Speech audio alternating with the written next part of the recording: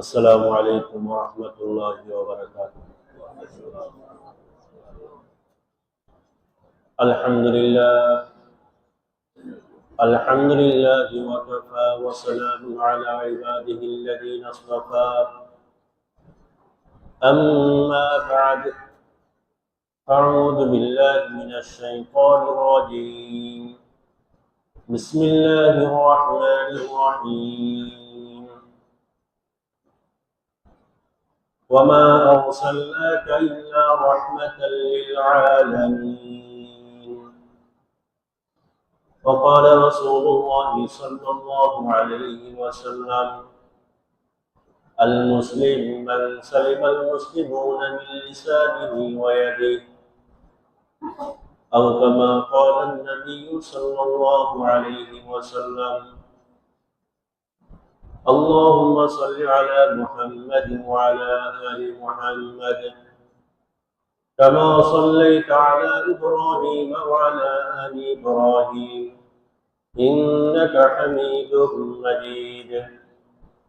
اللهم بارك على محمد وعلى آل محمد كما باركت على إبراهيم وعلى آل إبراهيم إنك حميد مجيد.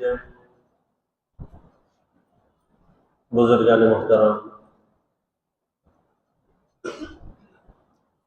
আরবি 12 মাসের মধ্যে থেকে অন্যতম আলোচিত একটি মাস মাহে রবিউল আউয়াল। অত্যন্ত বরকতময়, ফজিলতপূর্ণ, আমাদের জন্য, পুরো উম্মতে মুসলিমার জন্য বলা যেতে পারে একটা খুশির মাস। 12 মাসের মধ্যে থেকে এই মাসটা মাহে রবিউল আউয়াল। আর এই রবিউল আউয়াল মাসে আজ প্রথম তারিখ, 1 তারিখ শুরু হবে সন্ধ্যা থেকে। গতকাল চাঁদ ওঠে নাই, আজ অবশ্যই চাঁদ উঠবে ইনশাআল্লাহ। কেননা সফর 30 তারিখ হয়ে গেছে, তো রবিউল আউয়াল আজ শুরু হচ্ছে। এই রবিউল আউয়াল আমাদের জন্য, ইমানদারদের জন্য একটি খুশির মাস। এটা আমরা সবাই জানি। কেন কেন খুশির মাস? কেনই বা আনন্দের মাস হবে না? সৈয়দুল আম্বিয়া, ইমামুল মুরসালিন, আহমদ মুস্তফা, মুহাম্মদ মুজতবা, নবী মুহাম্মদুর রাসূলুল্লাহ সাল্লাল্লাহু আলাইহি ওয়াসাল্লাম, ওনার শুভাগমন, এই দুনিয়াতে আসা, পুরো উম্মতে মুসলিমা বিশ্ববাসীর জন্য রহমত স্বরূপ আল্লাহ তাআলা এই মাসে ওনাকে প্রেরণ করেন। ওনার দুনিয়াতে আগমন ঘটে কোন মাসে? রবিউল আউয়াল মাসে। এটা আমাদের জন্য অবশ্যই একটা আনন্দের বিষয়। একটু খেয়াল করতে হবে, সারা জীবন একটা জিনিস শুনে আসতেছি, বুঝে আসতেছি, জেনে আসতেছি, চলে আসতেছি, এটার উপরেই চলবো, এটা ঠিক না। যে কোনো জিনিস কেউ বললে বোঝার চেষ্টা করতে হয়, তারপরে আমরা সিদ্ধান্ত নিই। এটা খুশির মাস, নিঃসন্দেহ এটা খুশির ব্যাপার। আমাদের নবীজি দুনিয়াতে আসছে, আমার পিতা, ওনার জন্মদিন, এটা আমার জন্য খুশির দিন। জন্মের মাস আমার জন্য খুশির মাস।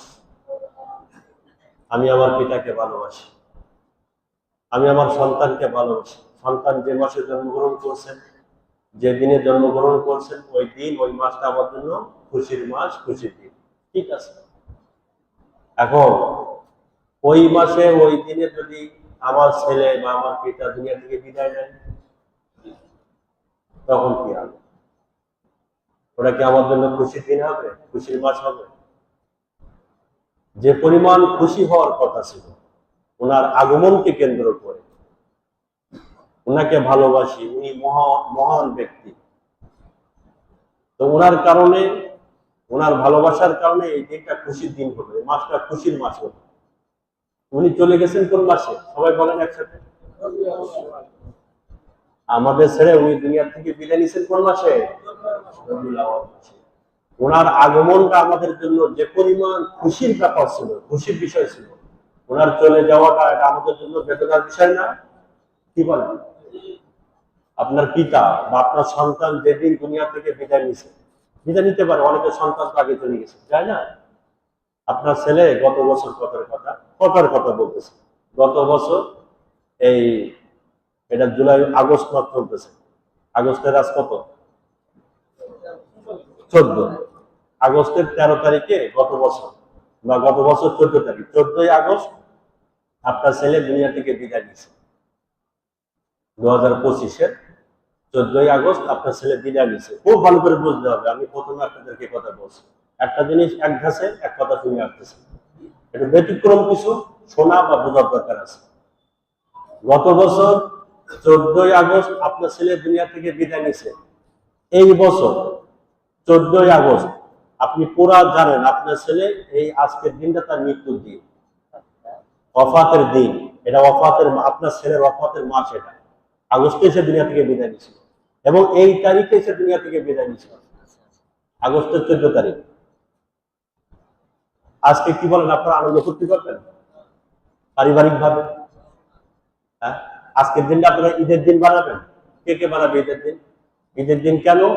আমার ছেলে গত বছর এই দিনে দুনিয়া থেকে বিদায় নিয়েছিল, সুতরাং আজকের দিনটা আমরা পারিবারিক ভাবে ঈদ হিসেবে উদযাপন করব। কি বলেন? বলেন একজন, যে এই দিনটা আমরা ঈদের দিন হিসেবে উদযাপন করব। কেন? গত বছর এই দিন আমার ছেলে দুনিয়া থেকে বিদায় নিয়েছিল। এই খুশি কোন আহমক পিতা আছে দুনিয়াতে? ছেলের দুনিয়া থেকে বিদায় নিয়েছে, এই খুশিতে সে আনন্দ উদযাপন করতেছে, ঈদের দিন বানাই দিচ্ছে। গাধা, আহমক। ছেলে মারা গেছে, সেই খুশি সে আনন্দ করতেছে। ছেলের দুনিয়াতে আসা জন্মদিনটা যেমন খুশির দিন, ওয়াফাতের দিনটা তো একটা বেদনার দিন, শোকের দিন। শোক দিবস পালন করে না মানুষ? কবে শোক দিবস পালন করে? কোন দিন? যেদিন সে দুনিয়া থেকে বিদায় নিছে। আমাদের নবীজি দুনিয়া থেকে বিদায় নিছেন, আমাদের বিভিন্ন ব্যক্তিত্ব এদেশের যেদিন দুনিয়া থেকে বিদায় নিছে পূর্বে কত বছর আগে, সেই দিনটাকে আমরা শোক দিবস হিসেবে পালন করি। আমাদের নবীজি সাল্লাল্লাহু আলাইহি ওয়াসাল্লাম যে মাসে যে দিনে দুনিয়া থেকে বিদায় নিছেন, সেই দিনটাও তো শোক দিবস হিসেবে পালন করা উচিত। আমাদের দেশের এই ধরনের ব্যক্তিত্ব যত বড় হতো, নবীজি বেশি বড় ছিলেন, কোটি গুণ বেশি বড় ছিলেন। নবীজি দুনিয়া থেকে বিদায় নেওয়া, এটা আমাদের জন্য অবশ্যই শোকের দিন, শোকের বিষয়। কিন্তু না, খুশি, শুধু খুশি। হ্যাঁ, আপনারা শিক্ষিত মানুষ, জ্ঞানী মানুষ, আপনারা বেশি থেকে বেশি এটা বলতে পারেন যে উনি আসছে, এটা তো একটা খুশির ব্যাপার। ঠিক আছে, উনি আসছেন, এটা আমাদের জন্য খুশির বিষয়, চলে গেছেন, এটা দুঃখের বিষয়। তাহলে আপনারা একটা কাজ করেন, আমরা একটা কাজ করি, যে ওই দিন বা এই মাসটা 15 দিন খুশি উদযাপন করব, আর 15 দিন আমাদের শোকের দিন থাকবে। এটা তো কিছুটা মানা যেত। কি বলেন? 15 দিন খুশির দিন কোন হিসাবে? উনি দুনিয়াতে আগমন করছেন এই মাসে, সেই হিসাবে 15 দিন ঈদ হিসাবে আমরা উদযাপন করব, আর বাকি 15 দিন আমাদের এটা শোক দিবস হিসাবে পালন হবে। কেন? উনি আমাদের থেকে বিদায় নিছেন, এটা আমাদের জন্য অবশ্যই একটা শোকের বিষয়। এর থেকে বড় শোক আর হতে পারে না ইমানদারদের জন্য। এটা যথাযথ হোক। অথবা যেদিন, ওই যে একটা তারিখ আছে, তারিখটা একটু পরে বলতেছি, যে এই তারিখে নবীজি আসছেন, ওই তারিখে নবীজি বিদায় নিছেন, ওই তারিখে আপনি কি করবেন? ওই তারিখে যদি নবীজি আসেন আর ওই তারিখে যদি নবীজি বিদায় নেন, আপনার ছেলের জন্মদিন যেদিন ঘটনা করবে, ওই দিন আপনার ছেলের মৃত্যুদিন, পরের বছর কি ওই দিন আপনি আনন্দ করবেন? জন্মের দিনটা হিসাব করবেন না মৃত্যুর দিনটা হিসাব করবেন? মানুষ মৃত্যুর দিনটা হিসাব করে। আমার ছেলে এই দিন আসছে, তো কি হয়েছে, এই দিন তো আমার ছেলে আমার দুনিয়া থেকে বিদায় নিয়েছে, আনন্দ করি কিভাবে? আজকে বিরিয়ানি খাওয়া মাথায় আসে না, পোলাও খাওয়া মাথায় আসে না, কারণ আজকের এই দিনে আমার ছেলে যদিও জন্মগ্রহণ করছে, কিন্তু আবার এই দিন আমার ছেলে দুনিয়া থেকে বিদায় নিয়েছে। কোরআন হাদিস একটু পরে বলি, আগে তো আমাদের যুক্তিতে আসতে হবে, জেনে নিয়ে আসতে হবে বিষয়টা। যে আমরা করতেছি কি। এরপরেও যদি বলেন যে না, এই দিন উনি আসছেন, খুশি উদযাপন করবে, তো ওই দিন যদি বিদায় নেয় বেদনার বিষয়, তাহলে এটা শোক দিবস হিসেবে পালন করবে। তাহলে আপনি 12 ঘন্টা করে করেন, সকাল থেকে দুপুর পর্যন্ত আনন্দ করতে ইচ্ছা মতো মিছিল মিটিং যা করার করে নিব আমরা। এরপরে জোহরের পরের থেকে আমরা নীরবতা বা নীরব ভূমিকা পালন করবো, শোক পালন করবো। এটা তো কিছুটা যথাযথ না। যা হোক, আমরা নবীজি সাল্লাল্লাহু আলাইহি সাল্লামকে যে পরিমাণ ভালোবাসি, মোহতারাম দোস্ত, সাহাবায়ে কেরাম, আপনারা এই কথা জানেন, অবশ্যই সবাই মানেন, স্বীকৃত একটা কথা। সাহাবা নবীজির সাথী সঙ্গী, নবীজিকে আমাদের থেকে লক্ষ কোটি গুণ বেশি ভালোবাসতেন, আমাদের থেকে লক্ষ কোটি গুণ বেশি ভালোবাসতেন। হ্যাঁ, একজন ব্যক্তি, কোরআন হাদিস না, এটা স্বপ্নে দেখছে যে নবীজি সাল্লাল্লাহু আলাইহি সাল্লাম গাড়ি চালাচ্ছেন, আর সামনে একটা নিচু এলাকা, নবীজি সাল্লাল্লাহু আলাইহি সাল্লাম পড়ে যাচ্ছেন, আর পিছন দিক থেকে সে গাড়িটাকে টেনে ধরছে, নবীজি সাল্লাল্লাহু আলাইহি সাল্লাম বেঁচে গেছেন, সমস্যা হয়নি। ঘুম থেকে জেগে ওঠার পরে সে খুবই খুশি যে সাহাবায়ে কেরাম নবীজিকে যেভাবে বাঁচাইতেন, সাহায্য করতেন, জীবন দিয়ে সাহায্য করতেন, তো আমিও আজ নবীজিকে সাহায্য করছি সাহাবাদের মতো, জীবন বাঁচাই দিছে।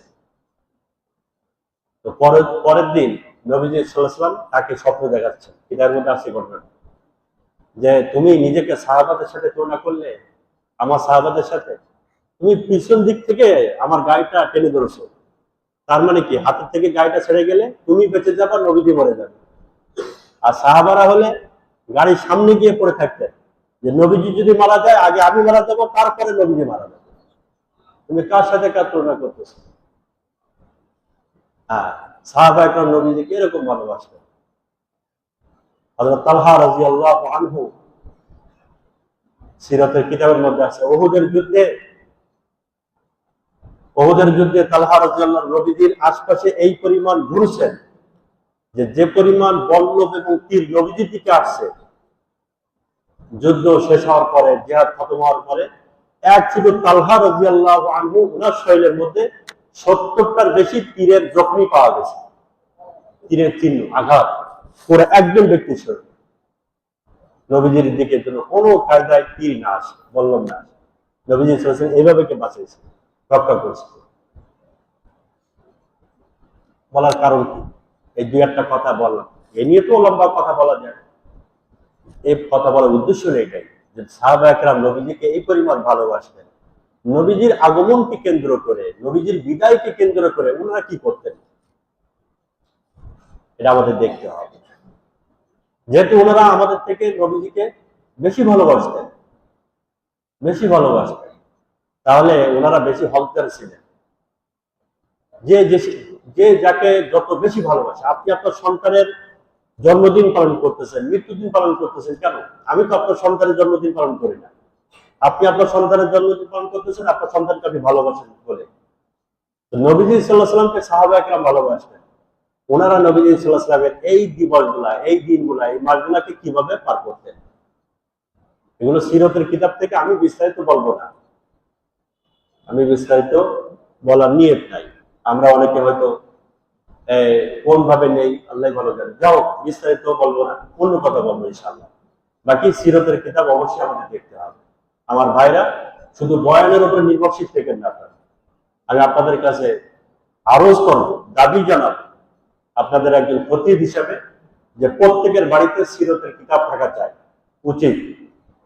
ছোট হোক, যে কোনো একটা সিরাতের কিতাব। জীবনে বহু বই পুস্তক আপনারা পড়ছেন, কম বই পুস্তক আপনারা পড়েন, কলেজে, ভার্সিটিতে, বিভিন্ন জায়গায় আপনারা পড়ছেন।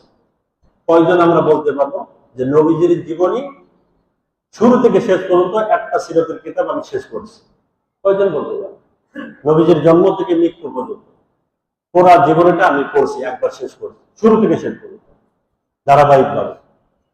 পুরা মসজিদের মধ্যে এতগুলি মুসল্লি নেই বলবো না, কিন্তু থাকলেও বহুত কম। এটা উচিত ছিল না। ট্রাম্পের জীবনী বাড়িয়েছে, সেইটা কয়েকদিনের মধ্যে, অল্প দিনের মধ্যে পুরো লাইব্রেরি শেষ হয়ে গেছে।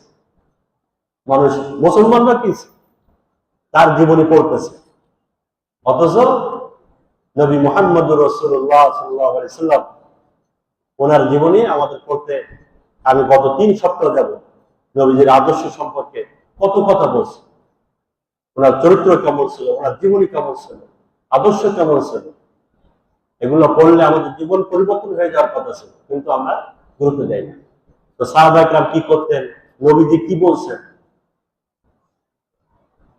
মুসলিম শরীফের মধ্যে হাদিস আছে, বুখারী শরীফের মধ্যে হাদিস আছে। নবীজি সাল্লাল্লাহু আলাইহি ওয়াসাল্লামকে জিজ্ঞাসা করা হলো, ইয়া রাসূলুল্লাহ, আপনি সুইলা আল সাওমি ইয়াউমিল ইসনাইন, আপনি সোমবার রোজা রাখেন কেন? ইয়াউমুল ইসনাইন মানে সোমবার, আরবিতে ইয়াউমুল ইসনাইন মানে সোমবার, আপনি সোমবার রোজা রাখেন কেন? নবীজি সাল্লাল্লাহু আলাইহি ওয়াসাল্লাম বলেন, যালিকাল ইয়াউম ইয়াউমুন উলিদতু ফীহি, এই সোমবার হলো আমার জন্মদিন। সুবহানাল্লাহ। বুখারীর riwayat, মুসলিমের riwayat। সোমবার হলো আমার কি দিন? নিজে জন্মদিন পালন করেছেন রোজা রেখে, মিষ্টি খেয়ে না, কি করে? রোজা রেখে। বুখারীর riwayat, মুসলিমের riwayat। সাহাবাদেরকে বলছে, এই দিন আমার উপরে কোরআন নাযিল হয় সোমবারে, এই দিন আমি নবুয়ত লাভ করি। নবীজি সাল্লাল্লাহু আলাইহি ওয়াসাল্লাম নবুয়ত প্রাপ্ত হন সোমবারে। তো নবীজি দেখাই দিয়েছে, সাহাবা ইকরাম কি করেছেন, এগুলো আমরা দেখবো। মুহতারাম দোস্ত, আমি যেটা বলতেছিলাম যে নবীজি সাল্লাল্লাহু আলাইহি ওয়াসাল্লামের আগমন, এটা আমাদের জন্য অবশ্যই একটা আনন্দ এবং খুশি সারা বিশ্ববাসীর জন্য। উনি রহমত হিসেবে দুনিয়াতে আসছিলেন। আমি আপনাদের সামনে কোরআনে কারীমের একটি আয়াত তেলাওয়াত করেছি, সূরা আম্বিয়ার 107 নম্বর আয়াত। আল্লাহ তাআলা বলেন, ওয়া আরসালনাকা ইল্লা রাহমাতাল লিল আলামিন, সমগ্র জগৎবাসীর জন্য আমি, হে নবী, আমি আপনাকে প্রেরণ করছি জগৎবাসীর জন্য রহমত হিসেবে, রহমত স্বরূপ প্রেরণ করছি। নবী মুহাম্মদুর রাসূলুল্লাহ আমাদের জন্য ছিলেন রহমত, দয়া। ওনার আগমনটা এটা আমাদের জন্য অবশ্যই একটা সুসংবাদ, এটা একটা আনন্দের বিষয়। কেন? উনি আমাদের জন্য ছিলেন রহমত। উনি আমাদের জন্য রহমত কিভাবে? উনি আমাদের জন্য রহমত কিভাবে? আমাদের আলোচনা, সিরতের আলোচনা আমি গত মাস থেকে শুরু করে দিয়েছি, এখনো চলমান আছে। উনি আমাদের জন্য রহমত, এই জন্যই আমাদের জন্য ওনার আশাটা একটা আনন্দের বিষয়, খুশির বিষয়। আমরা ঈদ, খুশি, আনন্দ উদযাপন করি। কেন? ওনার আগমনটা এটা আমাদের জন্য রহমত। রহমত কিভাবে? কেন রহমত? উনি পরিচয় দিচ্ছেন, মুসলমানের পরিচয়। মুসলিম শরীফের riwayat 2627 নম্বর হাদিস, 2627 নম্বর হাদিস, তিরমিজি শরীফে নবীজি সাল্লাল্লাহু আলাইহি ওয়াসাল্লাম বলেন, মুসলমান কাকে বলে? মুসলমানের পরিচয়, তার ডেফিনেশনটা কি, পরিচয়টা কি? কে নিজেকে মুসলমান বলে দাবি করতে পারে? আল মুসলিম মান সালিম আল মুসলিমুনা মিন লিসানিহি ওয়া ইয়াদিহি। দেখেন, তিরমিজির riwayat 86 হাদিস, সহিহ হাদিস। এখানে নবীজির নামাজের কথা, জিকিরের কথা, রোজার কথা বলেন না। কি বলছেন? মুসলমান কাকে বলে? যার জবান দ্বারা এবং হাত দ্বারা অপর মুসলমান নিরাপত্তায় থাকে, শান্তিতে থাকে, নিরাপদে থাকে, সে হলো মুসলমান। জবানের কথা আগে বলছে, হাতের কথা পরে বলছে। অথচ আমরা জানি মানুষ কষ্ট দেয় হাত দ্বারা বেশি আঘাত দেয়, জবান দ্বারা আঘাত কম পায়, হাত দ্বারা তো বেশি আঘাত পায়। অথচ নবীজি জবানের কথা আগে বলছে, মিন লিসানিহি ওয়া ইয়াদিহি, লিসান মানে জবান, ওয়া ইয়াদিহি হাত। এই হাদিসের ব্যাখ্যার মধ্যে মুহাদ্দিসিন কেরাম লিখছেন, আমরা যেটা বুঝি এটা ভুল। বরং মানুষ জবান দ্বারা বেশি আঘাত দেয় মানুষকে। মৃত ব্যক্তিকে হাত দিয়ে আঘাত করা যায় না, দেওয়া যায় না। যে দূরে আছে তাকে হাত দিয়ে আঘাত করা যায় না, কিন্তু মৃত ব্যক্তিকে জবান দিয়ে আঘাত করা যায়। তার নামে বাজে মন্তব্য, মারা গেছে তার নামে বাজে মন্তব্য এখন করতেছে। যে মারা গেল তাকে তো আপনি মারতে পারতেছেন, কিন্তু তার নামে বাজে মন্তব্য জবান দিয়ে করা যাচ্ছে। হাদিসে আছে, নবীজি সাল্লাল্লাহু আলাইহি ওয়াসাল্লাম নিষেধ করেছেন, আবু জাহেলকে গালি দিও না। এত বড় কট্টর কাফের, যাকে বলা হতো ওই জমানার ফেরাউন, ফেরাউন আবু জাহেল। নবীজি সাল্লাল্লাহু আলাইহি ওয়াসাল্লাম বলতেছেন আবু জাহেলকে গালি দিও না, তা সে চলে গেছে, সে চলে গেছে, সে যা কামাই করেছিল সে কামাই নিয়ে সে দুনিয়া থেকে চলে গেছে। তার পরিণতি সেটা আল্লাহ দেখে, কিন্তু তাকে গালি দিলে কি হবে? ইউজিল আহিয়া, তার পরিবারের সদস্য যারা আছে তারা কষ্ট পাবে। তাকে গালি দিয়ে তোমার লাভ নেই। এই জবান দ্বারা মৃত ব্যক্তিকে গালি দিচ্ছে, এটা নবীজি নিষেধ করেছেন। দূরের মানুষকে জবান দিয়ে বাজে মন্তব্য করা যায়, কিন্তু হাত দিয়ে আঘাত করা যায় না। এখানে নেই, কিন্তু আমি এখন মসজিদের মিম্বরে বসে কোন একজন ব্যক্তির নামে একটা মন্তব্য করলাম, তাকে আমি হাত দিয়ে আঘাত করতে পারতেছি না, কিন্তু জবান দিয়ে তার ব্যাপারে একটা বাজে মন্তব্য করতে পারি। এই জন্য নবীজি জবানকে আগে বলছেন। এই যার জবান দ্বারা হাত দ্বারা ওপর মুসলমান নিরাপদে থাকে, শান্তিতে থাকে, সে হলো মুসলমান। নবীজি আমাদের জন্য রহমত। কিভাবে রহমত? মুসলিম শরীফের রেওয়ায়েত, বুখারী মুসলিম, মুসলিম শরীফের 1957 নম্বর হাদিস, 1957 নম্বর হাদিস। আকাশে মেঘ, প্রচন্ড মেঘ আকাশে।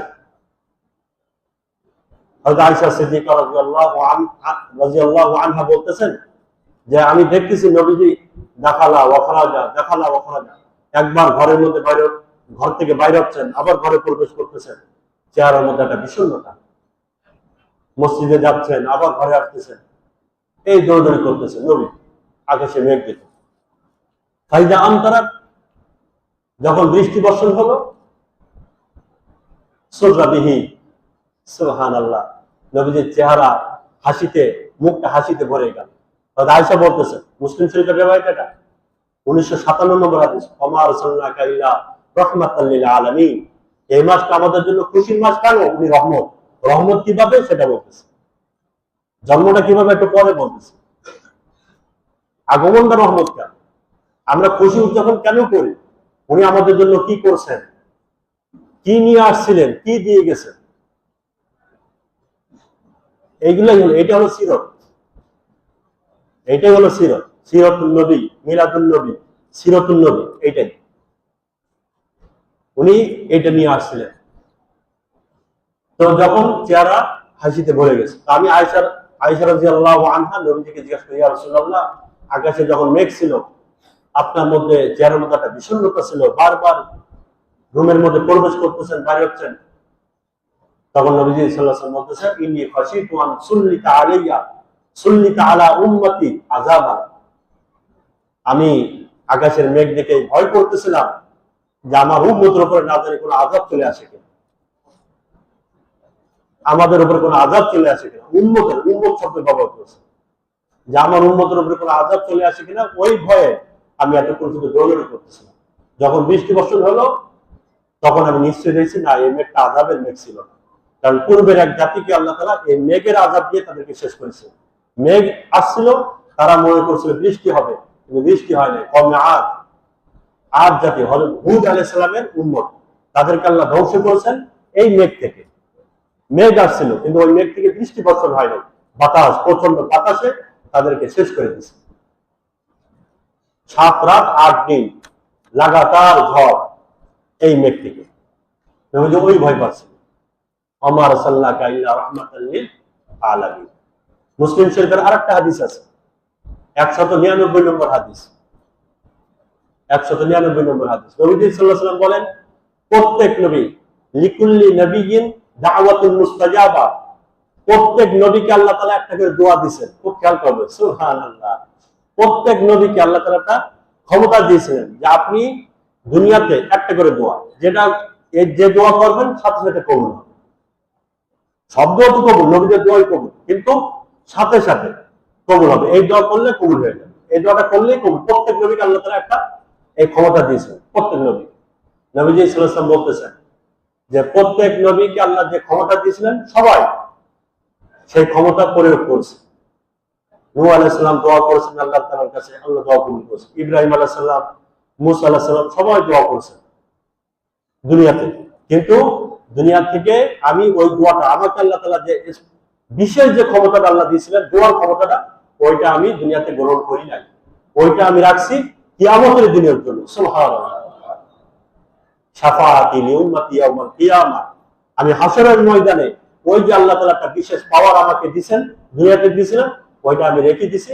হাসরের ময়দানে প্রত্যেক ওই উম্মত মান মাতা ওয়া লাম ইউশরিক বিল্লাহি শাইআ, যে আল্লাহর সাথে শুধু শিরিক করে নাই, যত নাফরমান বান্দা গুনাহ করছে, নাফরমানি করছে, আমি এই সমস্ত উম্মতের জন্য হাসরের ময়দানে ওই পাওয়ারকে প্রয়োগ করব এবং তাদের জন্য আল্লাহ তাআলার কাছে সুপারিশ করব। এইটা হলো নবী আমাদের জন্য রহমত। রহমত 50 ওয়াক্ত নামাজ আল্লাহ তাআলা দিয়েছিলেন না, দেখেন 5 ওয়াক্ত নিয়ে দুনিয়াতে আসছে, এটা আমাদের জন্য রহমত। মেসওয়াক, ঈশান নামাজ, তাকবীর তিরমিজি শরীফের মধ্যে আছে, তিরমিজি 23 নম্বর হাদিস, একবার শুরুতে আছে যে আমার উম্মতের উপরে যদি ভয় না হতো যে উম্মত পারবে না, এটা উম্মত এটা পারবে না, তাদের জন্য কষ্ট হয়ে যাবে, নতুন এটা খরচ করে দেওয়া হতো। কোনটা? মেসওয়াক করাটাকে এবং ঈশান নামাজটাকে দেরিতে পড়া, ইলা সুলুসিল লাইল, রাতের 1/3 পরে গিয়ে ঈশান নামাজ পড়া, এটা খরচ করে দেওয়া হতো যদি আমার ভয় না হতো যে আমার উম্মতের উপরে কষ্ট হয়ে যাবে, তাদের জন্য এটা কষ্টসাধ্য হবে। এই জন্য আমি এটা খরচ করি নাই, বা আল্লাহকে বলি নাই খরচ করার জন্য, এটা উম্মতের জন্য কষ্টকর। তওয়াবি শরীফের মধ্যে হাদিস আছে, তওয়াবি শরীফ আল্লাহ নবীজি সাল্লাল্লাহু আলাইহি ওয়াসাল্লাম কুরবানি করতেন প্রত্যেক বছর। আপনারা জানেন উনি নিজে ছিলেন নবী আযম, আবার ফকির আযম।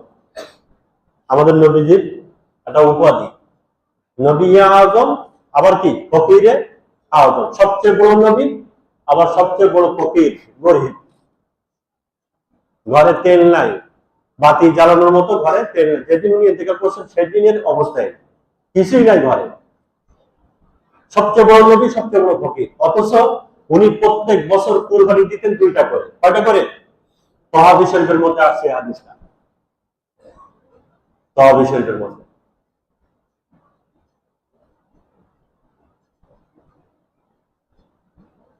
নবীজি সাল্লাল্লাহু আলাইহি ওয়াসাল্লাম প্রত্যেক বছর কয়টা করে কুরবানি দিতেন?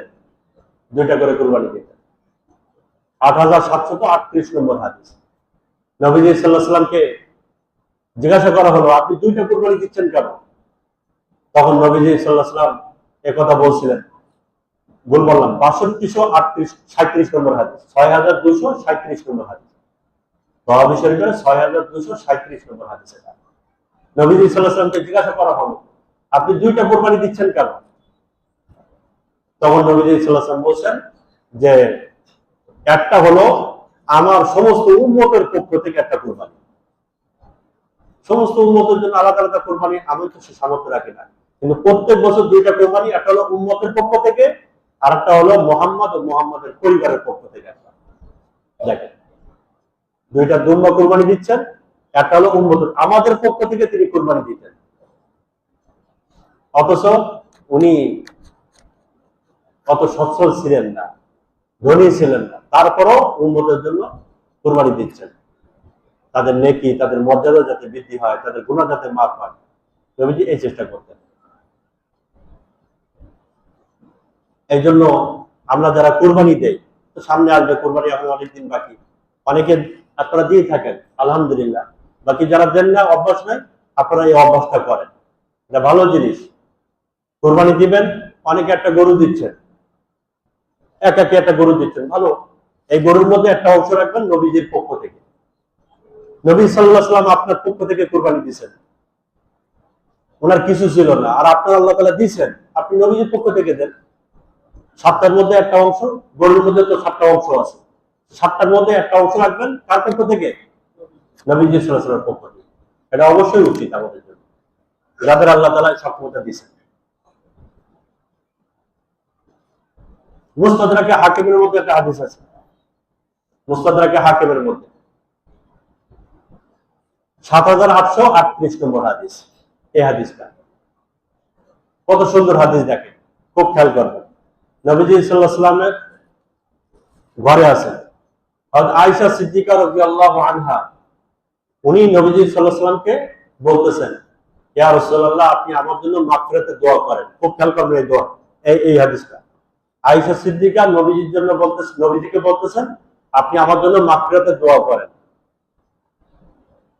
তো নবীজি সাল্লাল্লাহু আলাইহি ওয়াসাল্লাম তখন দোয়া করেছেন, আল্লাহুম্মা গফির লি আয়েশা মা তাকাদ্দামা মিন যামবিহা ওয়া মা তাআখার।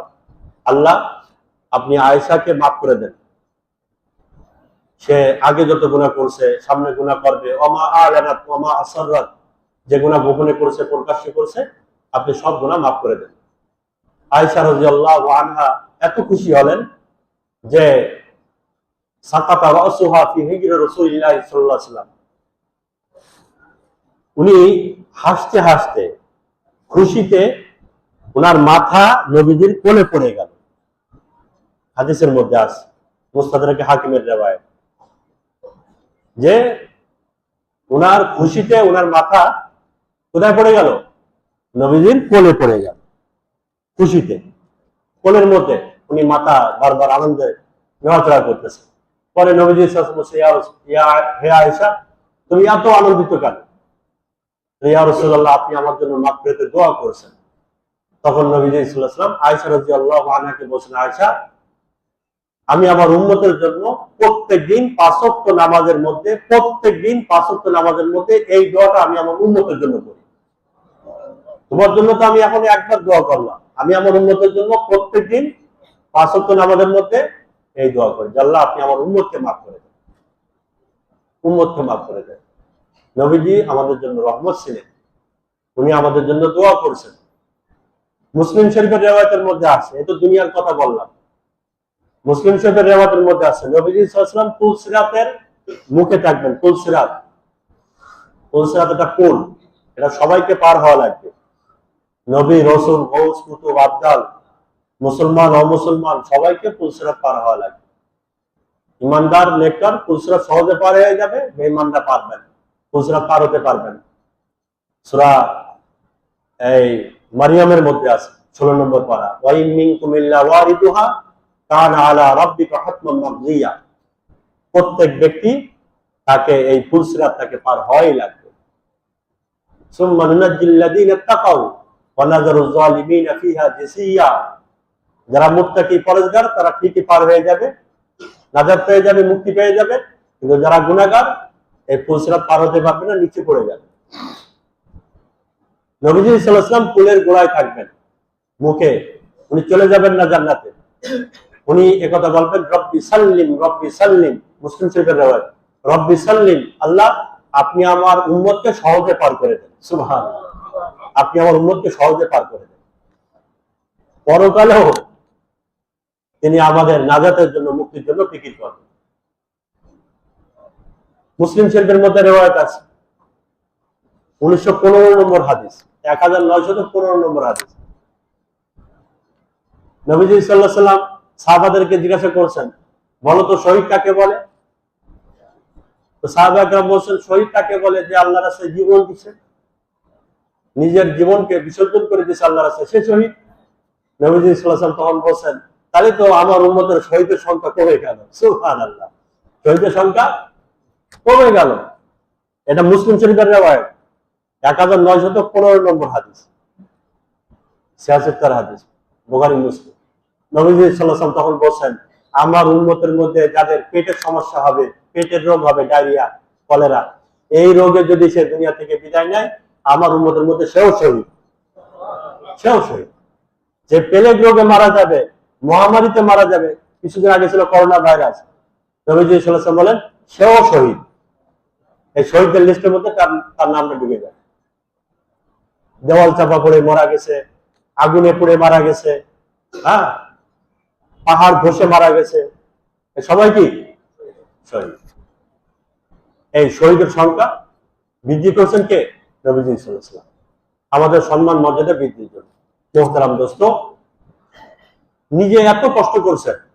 বুখারী শরীফের মধ্যে আছে হাদিস, বুখারী শরীফের 3231 নম্বর হাদিস, 3231 নম্বর হাদিস।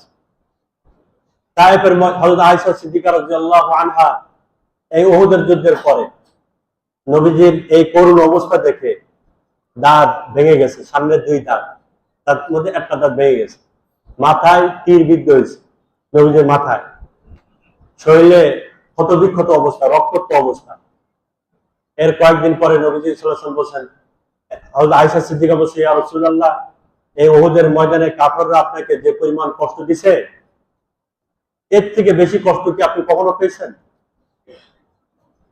কখনো এর থেকে বেশি কষ্ট? তো নবীজি সাল্লাল্লাহু আলাইহি ওয়াসাল্লাম এই নিজের শরীর থেকে পিছন থেকে কাপড়টা ছড়াই দিয়েছে ঘরের মধ্যে। তো দেখে পিছনে এই পিঠে চালনির দাগের মতো পুরা। আয়েশা রাদিয়াল্লাহু আনহা চমকে উঠছে, ইয়া রাসূলুল্লাহ, ছোটবেলায় কি আপনার কোনো পক্স বা বসন্ত এই ধরনের কোনো রোগ ছিল কিনা? তাহলে না, এই যে তায়েফের ময়দানে আমি যে তায়েফে গেছিলাম, তায়েফবাসীরা আমাকে এইভাবে পাথর নিক্ষেপ করে আমার শরীরটাকে এইভাবে জখম করে দিয়েছিল, এইভাবে আঘাত দিয়ে জখম করে দিয়েছে তায়েফে। তো উহুদে এই পরিমাণ কষ্ট দিছে কাফেররা, নবীজি সেটাকে বড় মনে করেন। তায়েফবাসী নবীজি তাও ছোট ছোট বাচ্চাদেরকে নিয়ে নিচ্ছে, বড়রা না, ছোটদেরকে পাঠাই দিচ্ছে, তোরা যা, তোরা দিয়ে মার। বড়রা সাধু সাজে, ভালো সাজে না, আমরা ঠিক আছে, আমরা সবাই মিলেমিশে আছি, এদেরকে লেলিয়ে দিচ্ছে, যে এর আঘাত করছে। নবীজি সে কষ্ট এখনো স্মরণ আছে। অথচ বুখারী শরীফের রিওয়ায়াত আপনারা দেখেন, 3231 নম্বর হাদিস, মালাকুল জিবাল, পাহাড়ের ফেরেশতা আসছে নবীজি সাল্লাল্লাহু আলাইহি ওয়াসাল্লামের কাছে, পাহাড়ের ফেরেশতা। রিওয়ায়াতের মধ্যে আসছে, ব্যাখ্যার মধ্যে, হাদিসের ব্যাখ্যার মধ্যে, ওই প্রথম জমিনে, এই প্রথম পাহাড়ের ফেরেশতা জমিনে আসলো নবীজিকে সাহায্য করার জন্য। এই ফেরেশতা নবীজিকে সাহায্য করে, ইয়া রাসূলুল্লাহ, আপনি শুধু অনুমতি দেন, এদেরকে দুই পাহাড়ের মধ্যে এদেরকে পিষ্ট করে দিব, তায়েফবাসীকে, পুরা তায়েফবাসীকে শেষ করে দিব।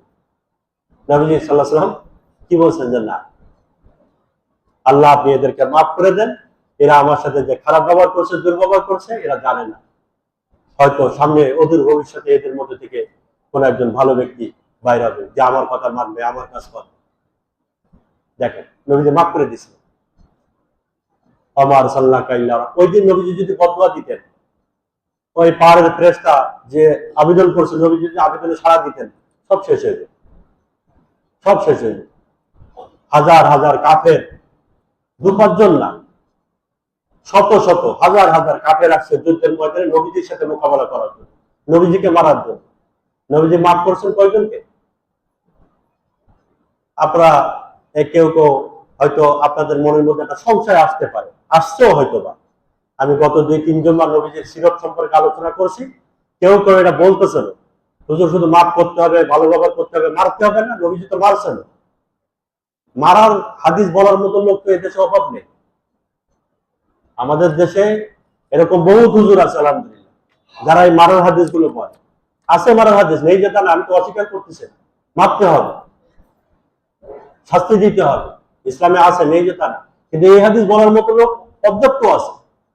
কিন্তু মানুষের সাথে ভালো আচরণ করা, মানুষদেরকে মাফ করে দেওয়া, ভাষা সুন্দর করা, নরম করা, মানুষদেরকে ভালোবাসা, মানুষদেরকে খাওয়ানো, কথাকে নরম করা, এই হাদিসগুলো তো আমরা কম বলছি। এই হাদিসগুলো বলার লোক আমার দৃষ্টিতে খুবই কম। গরম বয়ন করার মতো লোক আলহামদুলিল্লাহ অনেক আছে। সবার সব কথা বলতে হবে কেন? হুজুর আপনি মারার হাদিসগুলো বলেন, মারার হাদিস আমার বলতে হবে, ও কথা বলার মতো লোক আছে? মোহতারাম দোস্ত, একটা জিনিস বোঝার চেষ্টা করতে হবে। 1000 দুশমন নবীজির, নবীজি 5 জনকে শাস্তি দিয়েছেন।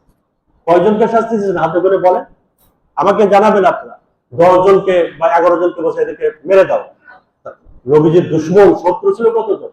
10 জন, 5 জন। আপনি ওই 5 জনকে মারছে নবীজি, এটা আপনি বলেন মারছে, ওটা তো অস্বীকার করতেছি না। আমি বহু আগে একথা বলার কারণ আছে। 2005 সালে বা 2005-এ কাকরাইলে আমি একটা বয়ান শুনছিলাম, মাওলানা জুবাইর সাহেবের, কাকরাইলের মুরব্বী তবলিগের। ওনার বয়ান শুনছি, ফজরের বয়ান, মূল বয়ান। উনি বয়ানের মধ্যে একটা কথা বলছেন যে নবীজি সাল্লাল্লাহু আলাইহি ওয়াসাল্লাম রাত জাগতেন না, ওনার রাত জাগা অভ্যাস ছিল না, উনি রাতে ঘুম যাইতেন, ইবাদত করতেন। কেউ যদি মনে করতো নবীজিকে দেখবো ঘুমন্ত অবস্থায়, সে গিয়ে দেখতো নবীজি ঘুমায় আছে। আবার যদি কেউ মনে করতো নবীজি ইবাদত করতেছেন, এটাই দেখবো, তো গিয়ে দেখবে নবীজি ইবাদত করতেছেন। অর্থাৎ উনি রাতে ঘুমাতেন, ইবাদত করতেন। সারা রাত ইবাদত করতেন না, সারা রাত ঘুমাতেন, এটা নবীজির অভ্যাস, উনি এটাই করেন। পরে মাওলানা জুবায়ের সাহেব এই বয়ানটা করছে আমার কাছে। ওই সময় আমি নতুন পড়াশোনা শেষ করছি, জন যুবক। এ কথা কিভাবে বললেন? বদরের ময়দানে নবীজি সারা রাত জাগছেন। উনি তো সারা রাত ঘুমান নাই, উনি নবীজি রাত জাগতেন না, উনি রাত জাগছেন সারা রাত বদরের ময়দানে। তো উনি এ কথা কিভাবে বললেন? আমি হুজুরের রুমে চলে গেছি বয়ানের পর, জুবায়ের সাহেব হুজুর আমি নিজে গেছি, গিয়ে আমি বলছি যে হুজুর তো আপনি যে বললেন বয়ানে, এটা আমার বুঝে আসে না, এটা নিয়ম। আপনার মনে যদি কোনো সন্দেহ লাগে আপনি অন্য কাউকে কেন বলবেন? হুজুর এটা কেন বললো? আপনি হুজুরের কাছে যান, সমাধান হয়ে যাবে। এর ওর কাছে বলে হুজুর এটা কেন বললো, হুজুর এটা কেন বললো, এটা বলা উচিত ছিল, হুজুরকে এটা বলে, সমাধান হয়ে যাবে, বুঝে আসবে বিষয়টা। আমি ওইটাই করছি, আমি বাইরে কিন্তু সহায় নাই, আমি হুজুরকেই বলছি। হুজুর সুন্দরভাবে উত্তর দিয়ে দিচ্ছেন। আমরা রাত জাগি না, আমরা কেউ রাত জাগি না, কিন্তু যেদিন আমরা কোনো একটা কারণে অসুস্থ হয়েছিলাম, ঘটনা করলে ব্যাপক অসুস্থ হয়েছিলাম, একটা দুর্ঘটনার শিকার হয়েছে, হাসপাতালে ছিলাম, সারা রাত জাগা পড়ছে কোনো কারণে, আমার পাশে যে ছিল তাকেও সারা রাত জাগা লাগছে। এখন সে কি বলবে আমার রাত জাগা অভ্যাস, আমি রাত জাগি? ঘটনা করলে 2-4 দিন রাত জাগছে, বিশেষ প্রয়োজনে, বিশেষ কারণ, এটা অভ্যাসের মধ্যে যায় না। আর এটা আলোচনার বিষয়বস্তু না, ওটা ঘটনা করলে কোনো এক সময় কোনো একদিন। কিছু ক্ষেত্রে নবীজির মূল জীবনটা কি ছিল এটা দেখতে হবে। উনি দুনিয়াতে আসছেন কেন,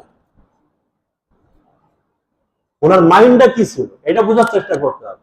উনি 23টা যুদ্ধে শরীক হয়েছেন, কয়জনকে সরাসরি মারছেন, সাহাবাদেরকে কি বলতেন, ওনার চিন্তা ভাবনাটা কি ছিল এটা বোঝাচ্ছে।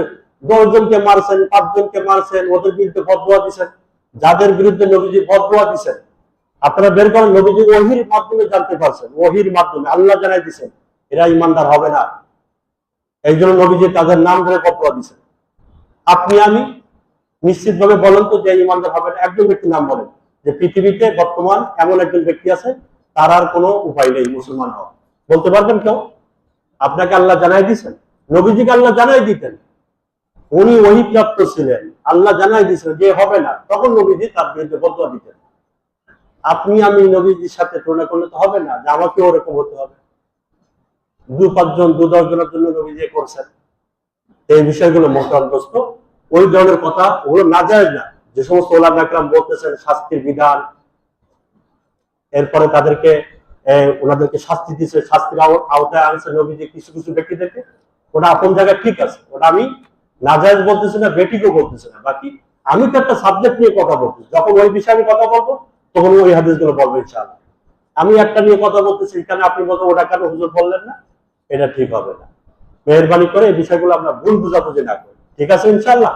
আল্লাহ সবাইকে তৌফিক দান করেন। তো নবীজি আমাদের জন্য ছিলেন কি? রহমত, দয়া।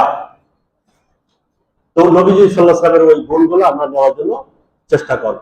উম্মতের জন্য দোয়া করতেন, উম্মতের জন্য মাগফিরাতের জন্য দোয়া করতেন, সবার জন্য দোয়া করতেন। একজন গ্রাম্য ব্যক্তি, তবরানীর মধ্যে রেওয়াজ আছে, গ্রাম্য ব্যক্তি নবীজির পাশে নামাজ পড়তেছেন, আর নামাজের মধ্যে মুনতাখাবের মধ্যে আছে হাদিস, আপনারা দেখবেন মুনতাখাব হাদিসের কিতাব, নামাজের মধ্যে দোয়া করতেছেন আল্লাহুম্মা আরহামনি ওয়া মুহাম্মাদান ওয়া লা তারহাম মা'না আহাদান।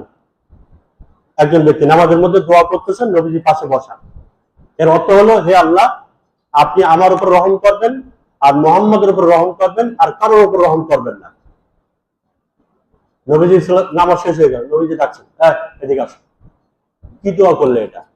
তাহলে ইয়া রাসূলুল্লাহ আপনার জন্য তো দোয়া করছি, আমার উপর রহম করেন, মুহাম্মাদের উপর রহম করেন আর কারোর উপর রহম করবেন না। নবীজি সাল্লাল্লাহু আলাইহি ওয়াসাল্লাম তখন বললেন লাকাদ হাজ্জারতা ওয়াসিআন, আল্লাহ প্রশস্ত রহমতকে তুমি সংকীর্ণ করে দিছো, তুমি দোয়া সবার জন্য করো, সবার জন্য দোয়া করো, আল্লাহ সবাইকে হেদায়েত দান করো, সবাইকে বুঝ দান করো, সবাইকে মাফ করে দাও, এইভাবে দোয়া করো।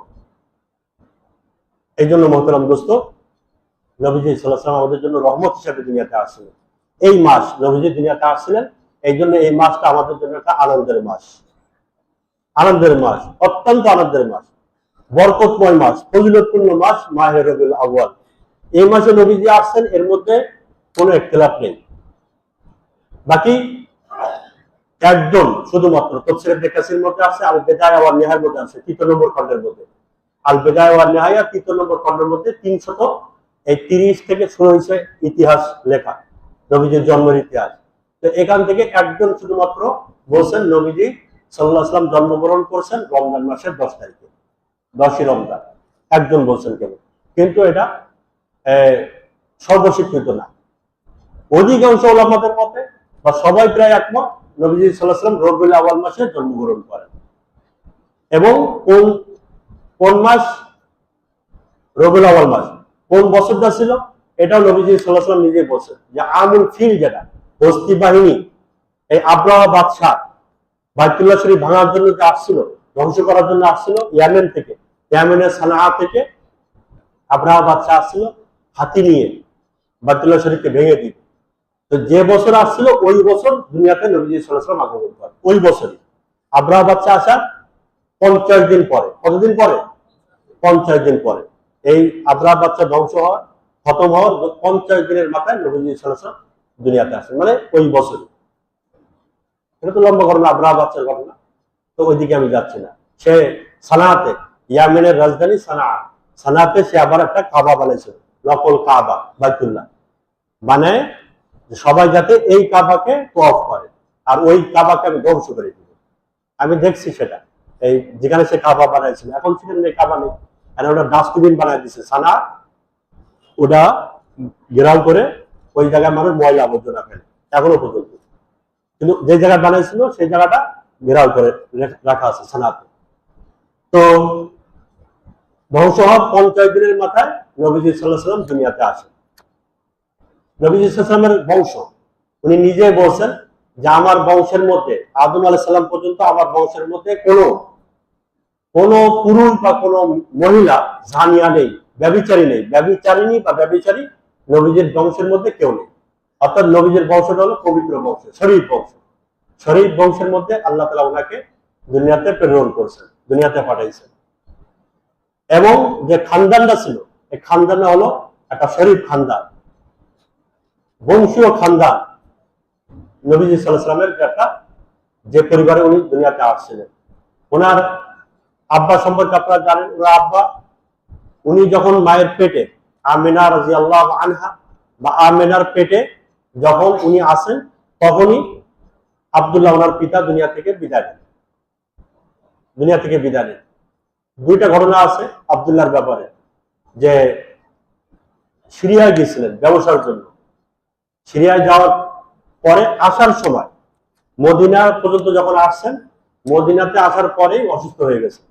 অসুস্থ হয়ে যাওয়ার পরে ওখানে ওনার মায়ের বাড়ি ছিল, নানির বাড়ি ছিল হলো মদিনাতে আব্দুল্লাহ। তো সেখানে উনি 1 মাস ছিলেন।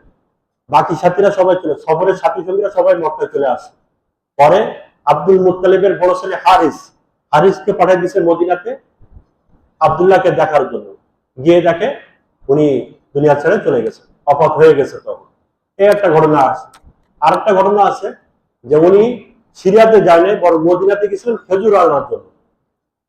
মক্কাতে মদিনা থেকে খেজুর আনবে এই জন্য গেছিলেন।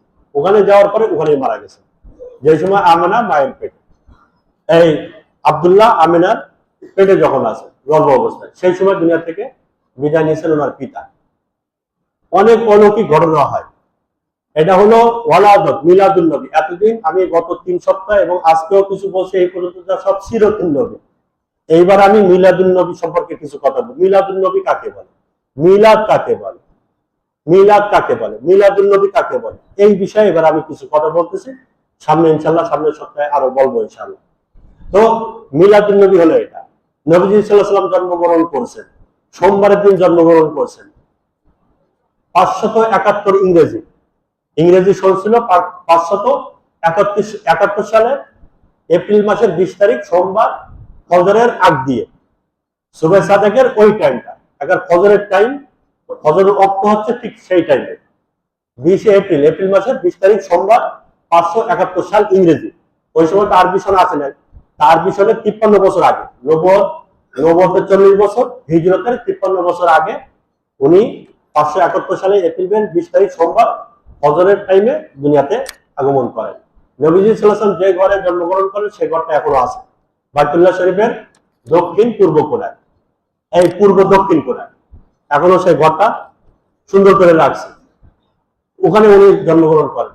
উনি যখন জন্মগ্রহণ করেন ঘরের মধ্যে 2 জন মহিলা ছিলেন, একজন হলো শেফা বিনতে আসওয়াদ।